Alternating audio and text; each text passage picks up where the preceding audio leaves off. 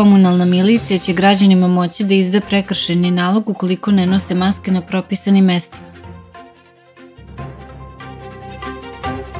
Narodna banka Srbije očekuje da će banke iskoristiti mogućnosti da građanima ponude kredite na reč. Najmanje 6 osoba poginulo je u Turskoj nakon snažnog zemljotresa koji je pogodio Egejsko more, srušivši više zgrada. Nepoznata osoba bacila je suzavac u pun autobus na liniji 95 na Zrenjaninskom putu, a vozač autobusa prevezen je na VMA.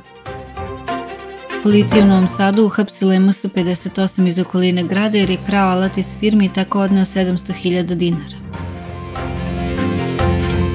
Novosadska policija uhapsila je SS-38 sa područja Beočina zbog marihuane i nedozvoljenog posjedovanja oružja.